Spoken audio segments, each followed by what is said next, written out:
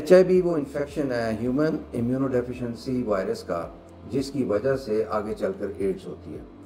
Ads बजाय खुद एक पहली बीमारी नहीं है या फर्स्ट स्टेप में नहीं होती। जब HIV का इन्फेक्शन किसी शख्स को होता है, उससे 3 से 4 हफ्ते के बाद उसको एक नज़ले या ज़ुकाम जैसी कैफियत का सामना होता है। उसमें उसके गले में खराश हो सकती है, बुखार होता है, सर में दर्द, जिस्म में दर्द, उसके अलावा रात को पसीने आने, थकावट और कमज़ोरी का एहसास। अगर आप किसी भी वजह से समझते हैं कि आपको एड्स लाहक होने का इम्कान है, मसलन आपने कोई ब्लड ट्रांसफ्यूजन करवाया है पिछले कुछ अरसे में, या आप कोई ऐसी सिरिंज आपने इस्तेमाल की है जो किसी और ने भी पहले इस्तेमाल की हो,